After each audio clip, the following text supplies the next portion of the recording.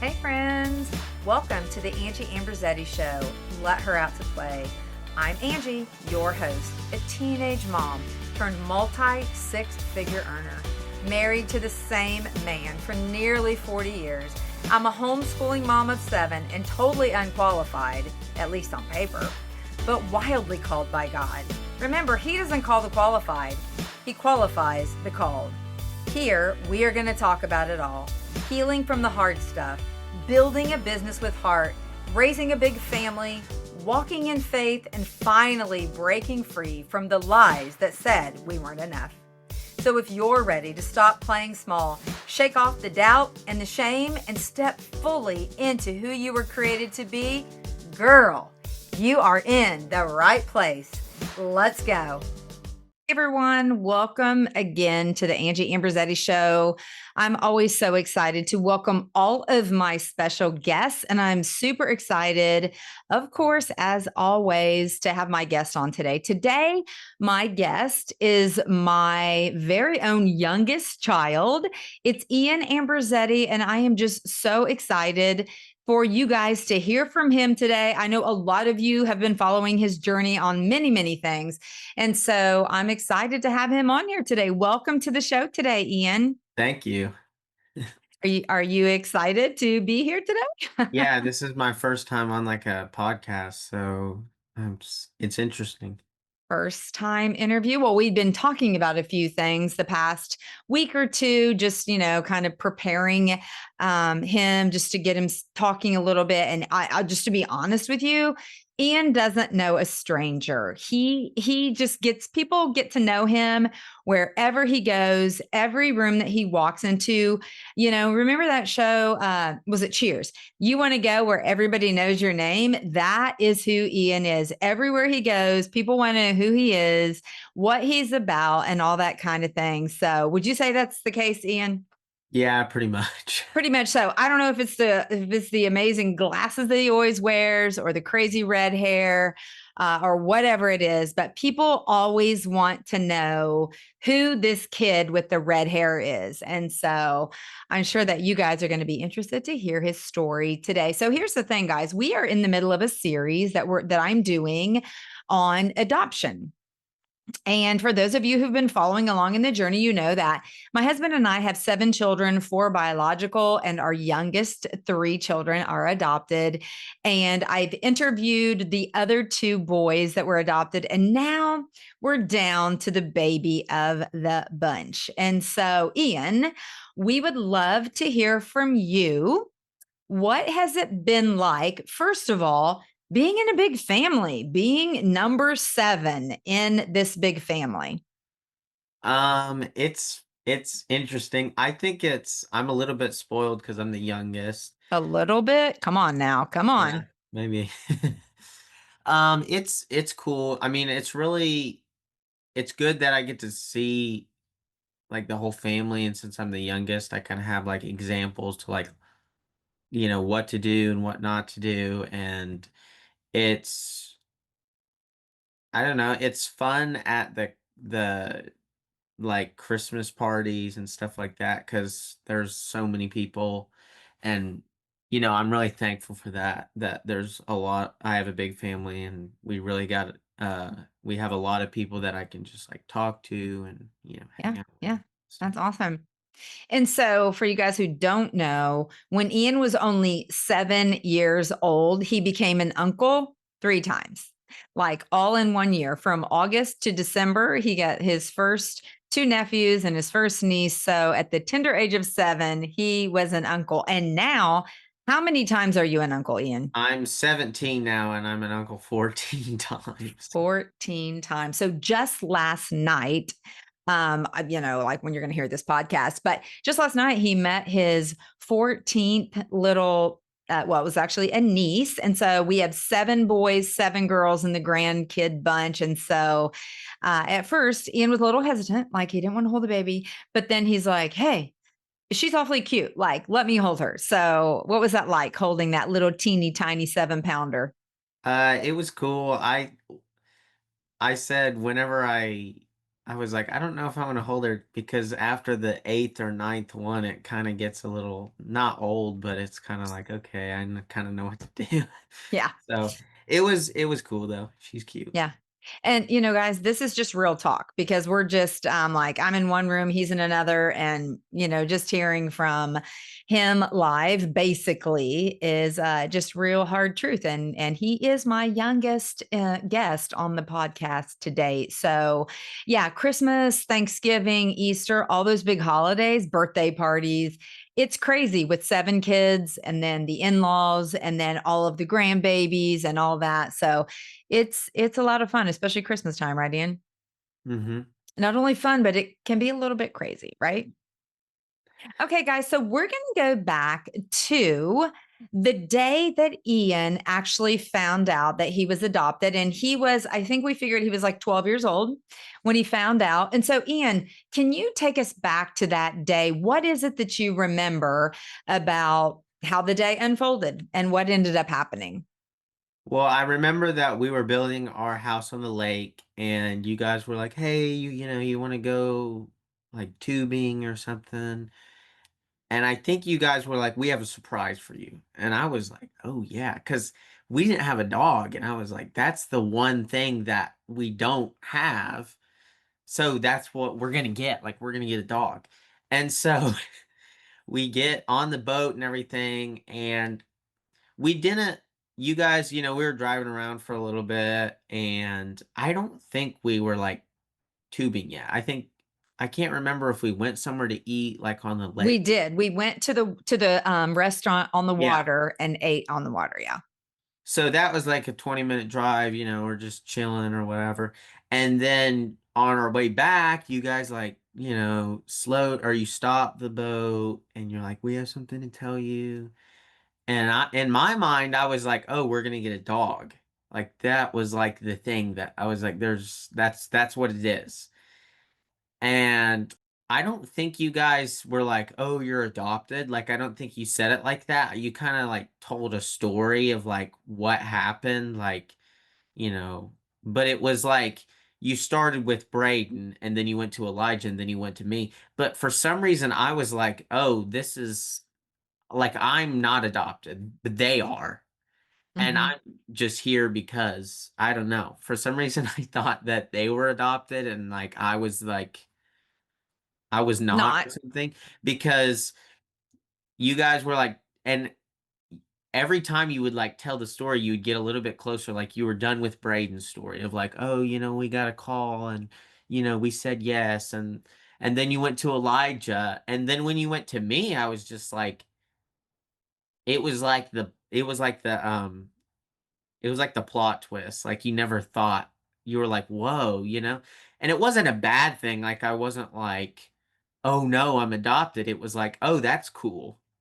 Yeah. Because I remember after when, we were like, you guys, everybody was crying. So I was crying because everybody was crying. Uh It was happy tears, though. It was yeah. happy tears. Um but it was just interesting because it was like me and Elijah got on the tube after and you guys asked us multiple times, like, are you okay? Like, is that okay? And I was like, yeah, it's fine. Like, because I never thought of like, oh yeah, you're not my real parents, or oh yeah, you're not like, how could you do this to me or whatever. Like Hmm. I Hmm. thought it was cool. Like I thought that was like a cool thing to bring up or like talk about, I Maybe like a gift. It was yeah, I it mean, was like a cool story to be like, oh yeah, that's cool. And it's almost like it makes you even more grateful because it's like even from when you were born, God already had a plan for you that you maybe I didn't even know about. Like I didn't know I was adopted for 12 years. So it was like, even before I even knew what was going on, God already had a plan and he already wanted me to be where I was supposed to be. yeah. And so I remember that we got on the tube or whatever, and me, me and Elijah were riding on it, and we're like, "Well, I guess we're adopted." And I was like, "Yeah, that's really good. Kind of wish we would have got a dog, but uh, I was like, it was a good thing. It wasn't anything bad. Yeah. Well, it's interesting because for our listeners who don't know, Elijah and Ian are biological brothers. They had the same birth mother and birth father.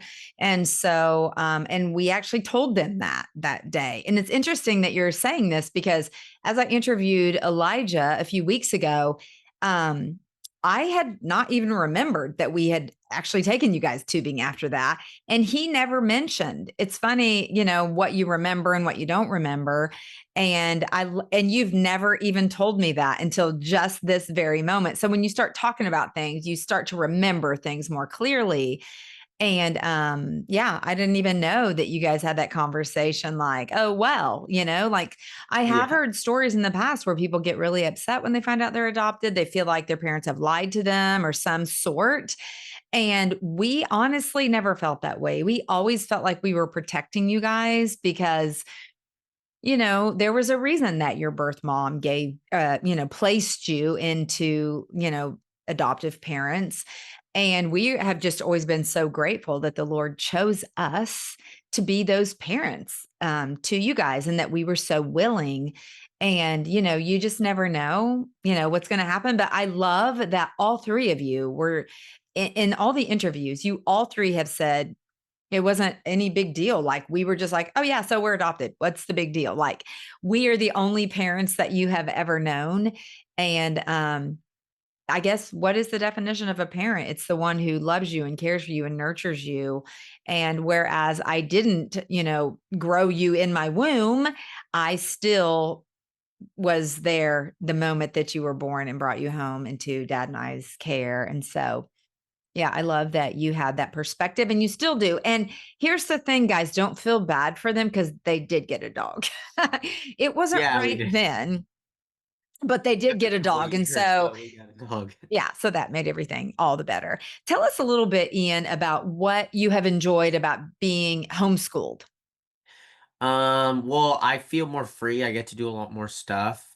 I love acting and music. I've always loved music, but I also like acting too, like film acting. I used to do musical theater, now I'm kind of doing film. But I feel like since I'm homeschooled, I just get a lot more free time, and it's more whenever I do school, whether it's with you or with it's like a tutor or whatever, it's more of like not like there's 20 people in a room, and it's like okay, it's like it's very It's personal. You yeah, know what it's I very mean? Like personal, very individualized. it's very like okay, we need to make sure you get it. You know what I mean? Yeah. And so that also like I feel like I don't not waste time, but I feel like it's a lot more productive, you know what I mean? Because it's just Hmm. about me, you know what I mean? Yeah. So that part's really cool. And then I get to take breaks. I practice piano, but it's not like, you know, I practice 2 hours in one thing and I just, you know what I mean? It's Yeah. like I practice 20 minutes, then I'll go do something else, then I'll come back and practice. So I really have a lot of freedom to where I can do stuff and Hmm. really nice. Hmm. Well, and two, like I hadn't thought about this, but let's just touch on this for just 1 second. Is that when you were young, very little, we discovered that you had dyslexia, and through the years, tell our listeners what you have used to help improve that. Besides the fact that you went through a lot of therapy, a lot of special training, but I think this will be interesting for our listeners to hear what has been really one of the catalysts that has helped you with that dyslexia. Well, it was Legos. It was and that's a good thing too because I love Legos and mom sometimes I can convince mom because I'm like, "Oh, it helps with my dyslexia," which it actually does. Yeah. But it's like, "Hey, there's this cool new Lego set I want."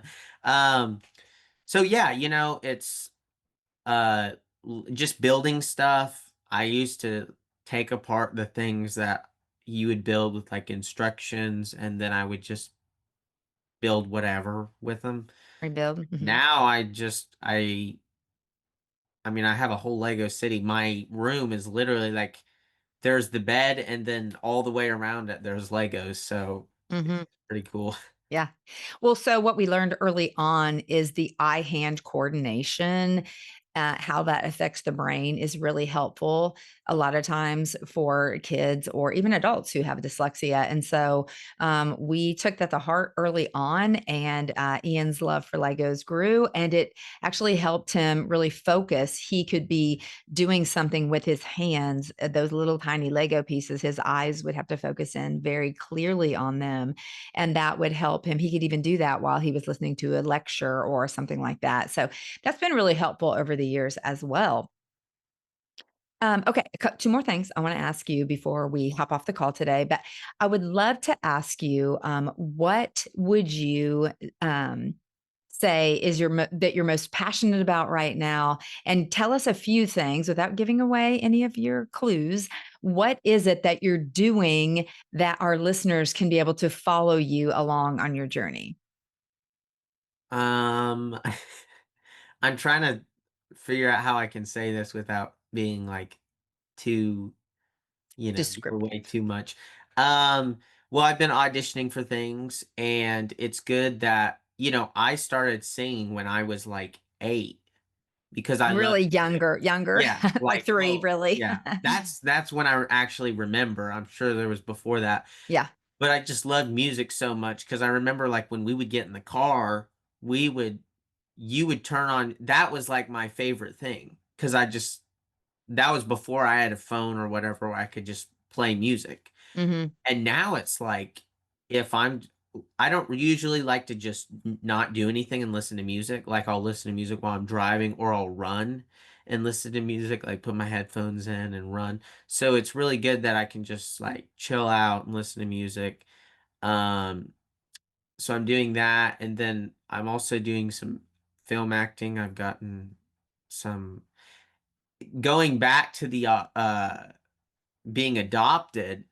It's actually kind of works out better though, because sometimes for these things that I'm doing, like shows or whatever, they're like, we want to hear your story. And I have a really good story because I'm like, oh yeah, I didn't realize I was adopted until I'm 12. And they're like, oh, what was that like? Instead of like, oh, I just used to sing and I build Legos. Mhm. Like, I have a really good story to tell, and they like that. So that's also part of like that's almost like a bonus, like that's a Yeah. good thing.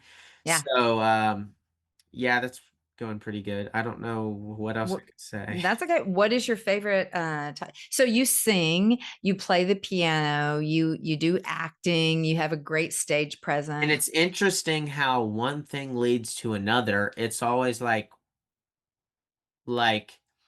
when I started singing, kind of not professionally, but more like for stuff, like Mhm. when like we opened for Carnegie Hall and stuff like that earlier this year. And it's just cool to see that, like, when you do acting and singing, it's always like, okay, the singing kind of the opportunities with singing kind of slows down, but then the acting like picks back up.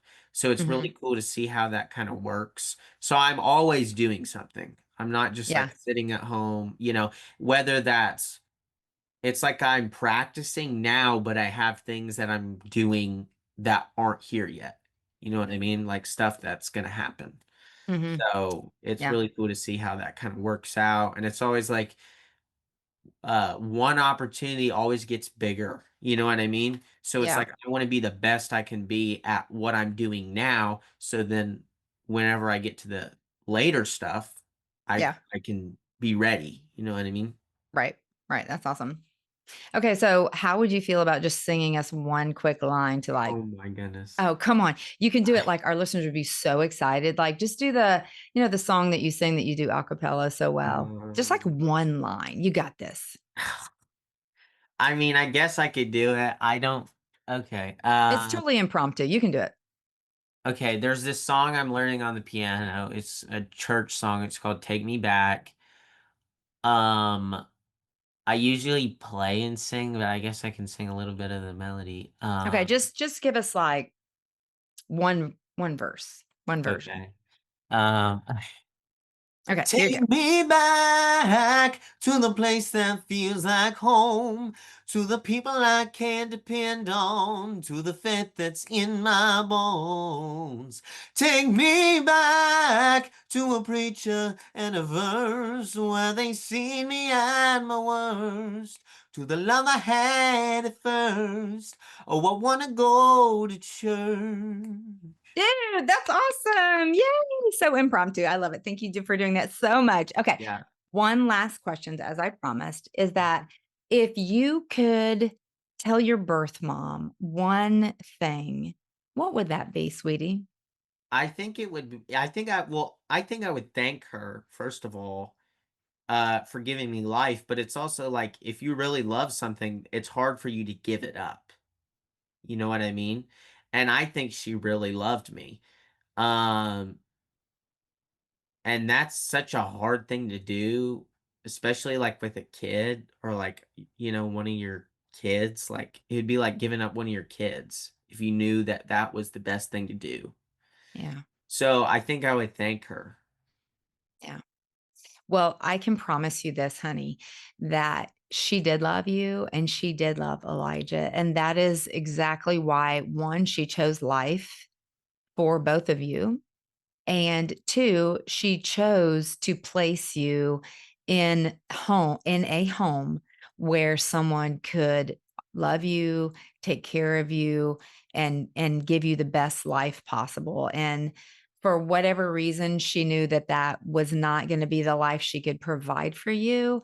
And I guarantee, I know from a mama's heart that she absolutely loved you. And that is why she made the decision that she did for both of you.